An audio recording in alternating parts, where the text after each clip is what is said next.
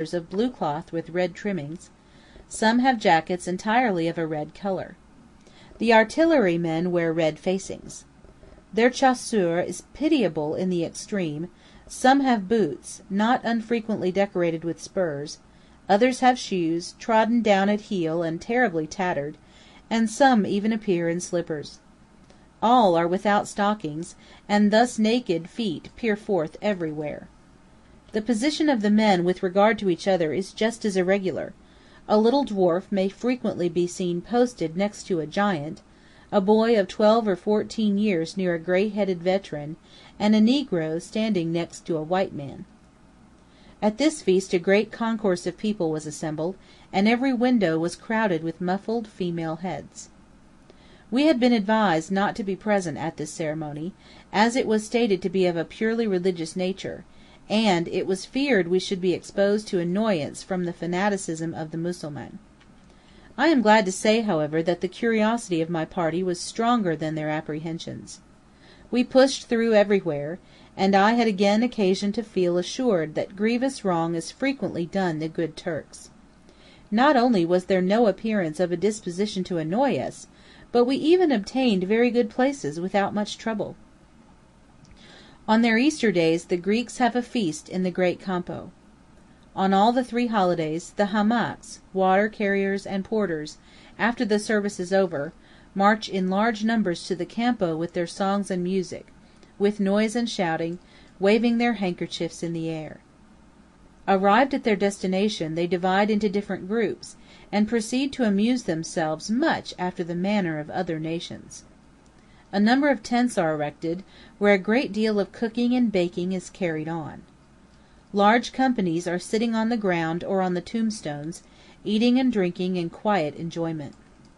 We see a number of swings laden with men and children; on this side we hear the squeaking of a bagpipe, on that the sound of a pipe and drum, uttering such dismal music that the hearer instinctively puts a finger into each ear. To this music a real bears' dancing is going on. 6 or 8 fellows stand in a half circle round the musician, and 2 leaders of these light-toed clodhoppers continually wave their handkerchiefs in the air, as they stamp slowly and heavily round in a circle. The women are allowed to appear at this feast, but may neither take part in the swinging nor in the dancing. They therefore keep up a brave skirmishing with the sweetmeats, coffee, and delicacies of all kinds. The more wealthy portion of the community employs these days in riding to Baluklid, to gaze and wonder at the miracle of the half-baked and yet living fishes. As the Greeks are not so good-natured as the Turks, the latter seldom take part in their festivities. Turkish women never appear on these occasions. On the 8th of May I saw a truly Turkish fête in the neighbourhood of the Archmaiden (Place of Arrows). In a plain surrounded on all sides by hills, men of all nations formed a large but closely packed circle. Cavasses (gendarmes) were there to keep order among the people, and several officers sat among the circle to keep order among the cavasses. The spectacle began. 2 wrestlers or gladiators made their appearance, completely undressed, with the exception of trousers of strong leather.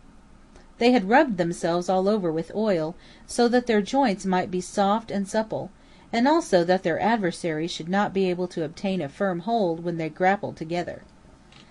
They made several obeisances to the spectators, began with minor feats of wrestling, and frequently stopped for a few moments in order to husband their strength.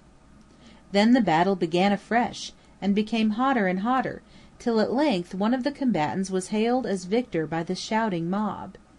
He is declared the conqueror who succeeds in throwing his opponent in such a manner that he can sit down upon him as on a horse. A combat of this kind usually lasts a quarter of an hour. The victor walks triumphantly round the circle to collect his reward. The unfortunate vanquished conceals himself among the spectators, scarcely daring to lift his eyes. These games last for several hours. As one pair of gladiators retire, they are replaced by another. Greek, Turkish, and Armenian women may only be spectators of these games from a distance. They therefore occupy the adjoining heights. For the rest, the arrangements are the same as at the Greek Easter feast. People eat, drink, and dance. No signs of beer, wine, or liquor are to be discovered, and consequently there is no drunkenness. The Turkish officers were here polite enough to surrender the best places to us strangers.